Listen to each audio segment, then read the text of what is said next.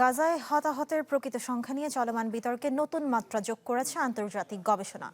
চিকিৎসা সাময়িকী ল্যান্সেটে প্রকাশিত জরিপে দাবি করা হয়েছে, চলমান সংঘাতে প্রাণহানির সংখ্যা সরকারি হিসাবের তুলনায় অন্তত ৩৫% বেশি। গবেষকদের মতে, অবকাঠামো ধ্বংস ও নথিভুক্তির সীমাবদ্ধতায় আড়ালে রয়ে যাচ্ছে হাজারো মরদেহ। স্বাস্থ্য ব্যবস্থা ভেঙে পড়ায় আহতদের চিকিৎসাও চরম সংকটে।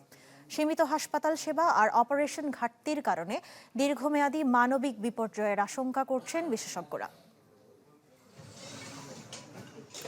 গাজায় মৃতের সংখ্যা বাড়িয়ে দেখানো হচ্ছে বলে দীর্ঘদিন ধরে অভিযোগ ইসরায়েলের। তবে জায়নবাদীদের সাথে একমত নয় স্বাধীন গবেষণা প্রতিবেদন। দ্য ল্যান্ডসেট গ্লোবাল হেলথে প্রকাশিত গাজা মর্টালিটি সার্ভে বা জিএমএস বলছে, 2023 সালের 7 অক্টোবর থেকে 25 সালের 5 জানুয়ারি পর্যন্ত গাজায় প্রাণ গেছে 75,000-এর বেশি মানুষের। আর এটি গাজা স্বাস্থ্য মন্ত্রণালয়ের একই সময়কালে দেয়া 49,090 জনের সংখ্যার চেয়ে প্রায় 35% বেশি। ক্লিংকার বেশি থাকলে সিমেন্ট বেশি খাঁটি। আনোয়ার সিমেন্ট।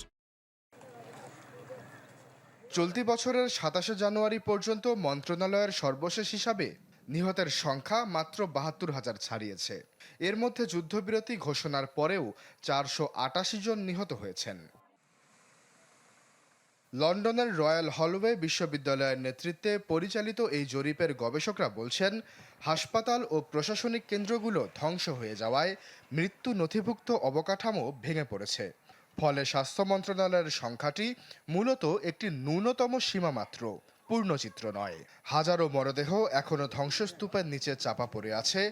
সরাসরি সহিংসতার বাইরেও অবরোধ ও অসুখে আরও 16,000 অতিরিক্ত মৃত্যুর আশঙ্কা করছেন গবেষকরা। আহতদের পরিস্থিতিও ভয়াবহ। ডিউক বিশ্ববিদ্যালয় ও গাজার আল শিফা হাসপাতালের যৌথ গবেষণায় দেখা গেছে, চলতি বছরের এপ্রিল পর্যন্ত সংঘাতে আহতের সংখ্যা 1,16,000-এর বেশি। এর মধ্যে 29 থেকে 46,000 আহতের জটিল অস্ত্রোপচার প্রয়োজন। অথচ যুদ্ধের আগেও গাজায় প্লাস্টিক ও রিকনস্ট্রাকটিভ সার্জন ছিলেন মাত্র 8 জন।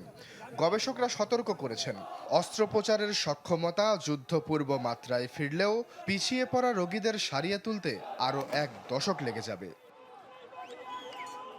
2025 সালের আগস্টে উত্তর গাজায় দুর্ভিক্ষ ঘোষণা হয়েছে।